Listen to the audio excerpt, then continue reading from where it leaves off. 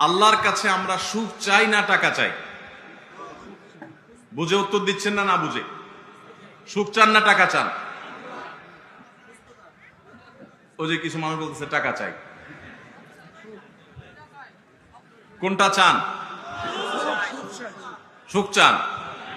আচ্ছা, তাহলে এবার আসেন, আমি দুইটা অপশন দেই, আপনি আসলে সুখ চান কিনা নিজের পরীক্ষা নিজে করেন। এবার আল্লাহ সুবহানাহু ওয়া তাআলা যদি আপনাকে বলেন, বান্দা তোমাকে দুইটা অপশন দেয়া হচ্ছে, একটা অপশন হলো যে ব্ল্যাঙ্ক চেক, কত শত কোটি তোমার লাগবে তুমি ফিগার বসায় নাও, যা লাগে তুমি নাও, 200-500 কোটি টাকা তুমি নিয়ে নাও, এটা একটা অপশন।